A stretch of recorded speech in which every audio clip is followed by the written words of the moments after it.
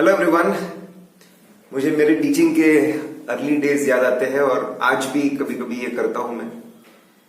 मुझे किसी ने बोला था कि भाई फाइनल तुम पढ़ाने वाले हो बच्चों को कॉन्सेप्ट बताने वाले हो, समझाने वाले हो, एग्जाम्पल देने वाले हो। तो मैंने सुना था, किसी से मैंने सुना था, देखा भी था कि भाई मिरर, कांच के सामने खड़े होकर प्रैक्टिस करनी चाहिए। तो कांच के सामने खड़े होकर प्रैक्टिस करते थे रोज आधा घंटा 1 घंटा। कैसे आप बोलोगे, क्या बोलोगे, उसकी प्रैक्टिस करो। बहुत बहुत मजा आता था और बहुत उससे फायदा भी मिला। मेरा ये बोलना है कि जो चीज आप फाइनली करने वाले हो, जो डिलीवर करने वाले हो, उसकी प्रैक्टिस करना जरूरी है। प्रोफेसर हो तो मुझे खुद पढ़ाकर देखना चाहिए। कोई इंपॉर्टेंट कॉन्सेप्ट है, खुद पढ़ा कर देखना चाहिए। Am I teaching good? Batsman है तो उसको बैटिंग करके देखना चाहिए। सिर्फ दौड़ने से और जिम में जाने से कुछ नहीं होगा। बॉलर बॉलिंग करके देखना चाहिए, फील्डर फील्डिंग करके देखना चाहिए। जो आप फाइनली जो चीज करने वाले हो उसकी आपने प्रैक्टिस करनी चाहिए। एग्जाम में सबसे इंपॉर्टेंट काम आप करते हो रिकॉल करना, चीजों को रिकॉल करना और लिखना, एक्सप्रेस करना। लेकिन इसकी प्रैक्टिस कहां की आपने? रिकॉल करना और एक्सप्रेस करना, रिकॉल करना, एक्सप्रेस करना, ये कब किया आपने? आप सिर्फ वीडियो देखे जा रहे हो, आप सिर्फ रीड किए जा रहे हो। रिकॉल और एक्सप्रेस कब करेंगे आप? कितना ज्यादा इंपॉर्टेंट है रिकॉल और एक्सप्रेस करना। तो सबसे पहले इस बात को समझिए, रिकॉल और राइटिंग प्रैक्टिस करना कितना ज्यादा जरूरी है और डेली बेसिस पे आधे से 1 घंटा इस पे देना ही चाहिए। अब कुछ बच्चे इसको समझते लेकिन गलत तरीके से इसको करते हैं। कुछ बच्चे बोलते सर मैं देख देख के लिखता हूं पूरा। अरे बेटा, इसमें रिकॉलिंग कहां पे हुई? रिकॉल तो कर ही नहीं रहा। बोले लिख लिख के राइटिंग प्रैक्टिस की। कुछ बच्चे बोलते हैं मैं पढ़ता हूं और पढ़ने के साथ साथ में मैं स्क्रिबल करता है तो इंपॉर्टेंट पॉइंट्स लिखते रहता हूं। बेसिकली शॉर्ट नोट्स बना रहा हूं। एग्जाम में जाके शॉर्ट नोट्स बनाना है क्या? रीड कर करके शॉर्ट नोट्स बनाना है क्या? इसमें भी रिकॉल नहीं होता और शॉर्ट नोट्स बनाने की प्रैक्टिस हो गई है। बच्चे लिटरली बोल रहा हूं, एग्जाम में जाके भी सिर्फ रिकॉल करके राइटिंग प्रैक्टिस कर रहे हैं, सिर्फ जाके शॉर्ट नोट्स ही बना रहे हैं। फिर ये गलत हो गया। अच्छा, कुछ बच्चे बोलते हैं कि मैं सिर्फ क्वेश्चन पढ़ता हूं और अपने मन से आंसर लिखता हूं, ये भी गलत हो गया। मैं आपको बताता हूं कि सही तरीका क्या होगा।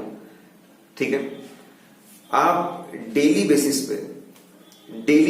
पे ठीक है, थ्योरी सब्जेक्ट्स के 2 से 3 आप बहुत सारे क्वेश्चंस पढ़ ही रहे, बहुत सारे क्वेश्चंस आप पढ़ ही रहे। ठीक है, क्वेश्चंस अच्छे से पढ़िए, समझिए, उसको याद करिए। आप डेली बेसिस पे करते हैं, करेक्ट? क्वेश्चंस पढ़िए, उसका मतलब समझिए, उसका आंसर समझिए, उसको याद करिए। ठीक है, और अगले दिन नेक्स्ट डे, क्योंकि एग्जाम में भी ऐसा होता है, अगले दिन नेक्स्ट डे आप ये क्वेश्चंस उठाइए जो आपने पढ़े थे, जो आपने समझे थे, जो आपने याद किए थे। अब आप इनको अपने मन से एक्सप्रेस करिए और टाइम दीजिए। और मेरा बोलना है कि टाइम थोड़ा ज्यादा दीजिए। ठीक है, 2 गुना टाइम दीजिए, 2 टाइम्स, इनिशियली 2 टाइम्स टाइम दीजिए। और एग्जाम में जैसे लिखोगे, आप जैसे हेडिंग दोगे, जैसे अंडरलाइन करोगे, जैसे पैराग्राफ, जैसे पॉइंट्स बनाओगे, जैसे आप केस डिस्कस करोगे, जैसे आप कंक्लूजन लिखोगे, एग्जैक्टली वैसा लिखिए। ये सही प्रैक्टिस होगी। That will be a real practice. सबसे सही प्रैक्टिस होगी ऐसा करना। प्लीज ये करिए आप। ठीक है, एक 100 पेजेस की बुक बनाइए, 100 पेजेस। हर 15 दिन में 100 पेजेस की बुक भरनी चाहिए। पहले मैं 200 पेज बोलता था, लेकिन मैं देखा है शायद थोड़ा मुश्किल होगा। 100 पेज हर 15 दिन में, 100 पेज। आज से एग्जाम तक 100 पेज की किताब भरी देना, ऐसा कर करके। तो प्लीज राइटिंग प्रैक्टिस सही तरीके से करिए। देख के लिखना सही नहीं है, शॉर्ट नोट्स में लिखना सही नहीं है, रफ में लिखना सही नहीं है, बिना आंसर जाने अपने मन से कुछ भी लिख देना सही नहीं है। ये सही नहीं है भाई। पढ़िए, समझिए, याद करिए और बाद में, और इससे आपको इतना फायदा होगा, आपको समझेगा कि आपकी रिकॉल करने की कितनी ताकत है, आप रिकलेक्ट कर पा रहे हो कि नहीं कर पा रहे हो? आपका मेमोरी कितना स्ट्रांग है, रिकॉलिंग की ताकत कैसी है, कहां पे मेमोराइजेशन में आपकी दिक्कत जा रही है, ये बात आपको समझ में आएगी। और आप चीजों को एक्सप्रेस कर पा रहे हैं क्या, छोटे छोटे सेंटेंसेस में आप चीजों को लिख पा रहे हैं क्या? और ये आपको ही करना पड़ेगा। इसके लिए ये मैं नहीं कर सकता आपके लिए। अगर मैं ही करूंगा तो फिर पेपर आपको देना है, तो ये प्रैक्टिस तो आपको ही करनी पड़ेगी।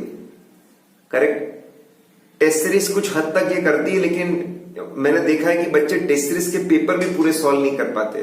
तो कम से कम डेली बेसिस पे, डेली आधा घंटा से 1 घंटा, आधा घंटा तो कम से कम दीजिए, हाफ एन आवर आप प्लीज लिखिए। आधे घंटे में 2 क्वेश्चन तो जरूर से जरूर लिखना ही चाहिए डेली बेसिस पे। प्लीज डू इट गाइस, क्योंकि एग्जाम में आप जो फाइनली करने वाले हो दैट इज रिकॉल करना और लिखना।